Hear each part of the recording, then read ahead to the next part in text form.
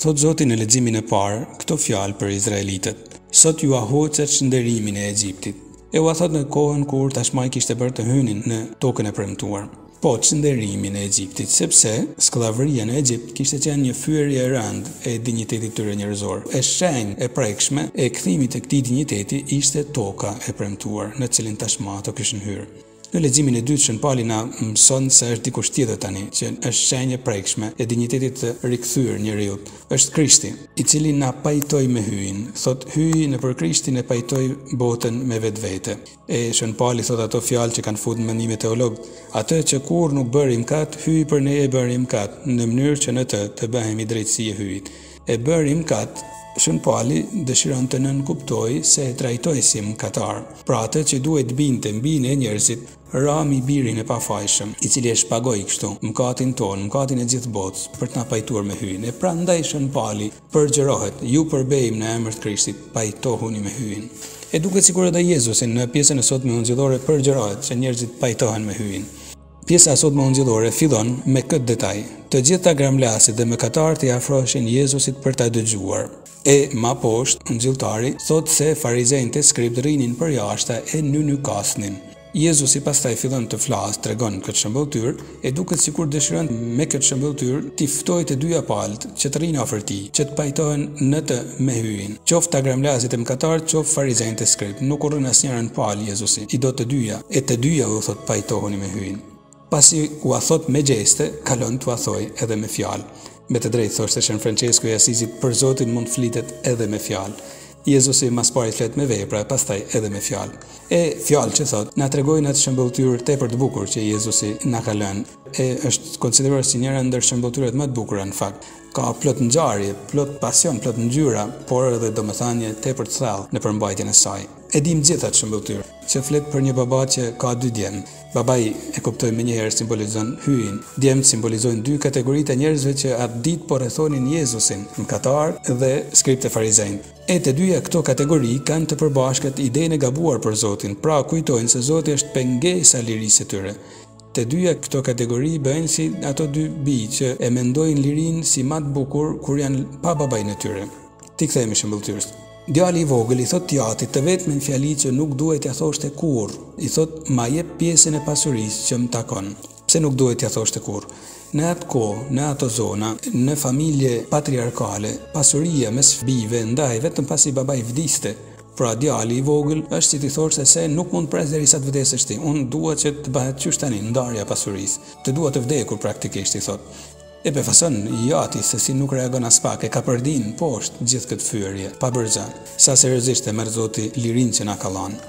Nuk kemi hapësirën të hyjmë në detajet e kohës së largimit të birit nga jati, por mund të themi vetëm se shqyqyrma në fund i erdhën mend. I erdhën mend kur preku kulmin e poshtrimit të vet, në mjerimin më të skajshëm, pasi shpenzoi të gjitha paratë e veta i dhënë pas veseve. Po, për fat mirë që i erdhën mend, sepse mund të mos ndollte. Mund ndollte që të ekspozohej ndaj vrasjeve vjedhjeve për të fituar bukën e përditshme që tashmë mungonte.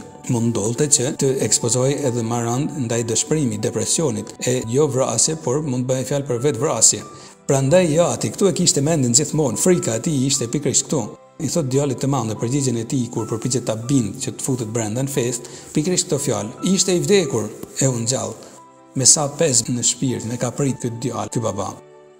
Të ngjashëm me këtë rast janë të gjitha rastet kur dikush kthehet ka Zoti pasi shkapetet të rënë nga jeta, nga mëkatet e veta. E ne gabojmë kur mendojmë se po kthehen për interes. Jo, shqyqyr që janë kthy të paktën aty, sepse situata mund të ishte rënduar edhe më tepër, edhe më tragjikisht. Por le të kthehemi tek shëmbëltyra. I biri tham, për fat mirë, mori vendimin që të kthehej. E pikërisht kur u kthye, e prit një befasim tjetër edhe më i madh. Jati e rrethon me një dashuri të paimagjinueshme. Jezusi përdor këtu 6 folje të cilat kineasti i njohur italian Pino Pellegrino i ka quajtur si 6 shkrepje prej artistit për të fotografuar hyjin. Thot Jezusi, ndërsa ende ishte larg, i ati e pa, unë nga shrye, u lshua vrap, e mori ngryk dhe e puthi.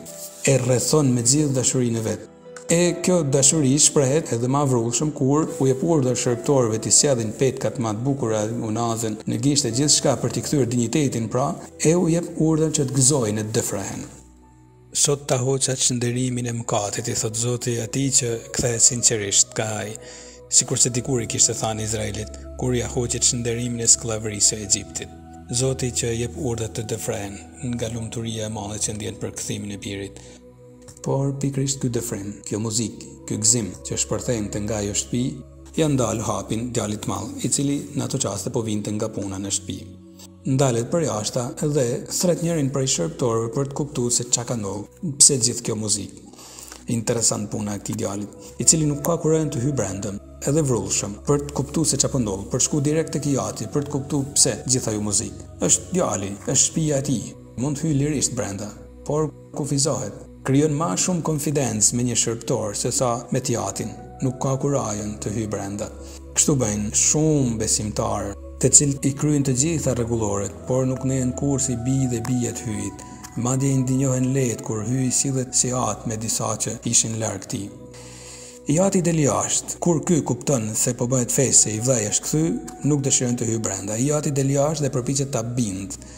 E në replikën e tij djali I thot: "Qëse unë të shërbej tash sa kohë kur nuk e shkel asnjë urdhër tënd, e ti kur nuk mbledh asnjë ell që të gostitë me miqtë mi, por kur të erdhi ky djali yt, e mohon edhe si vlla, që e prishi pasurinë tënde me lavire, ti ja preve viçin e majmë."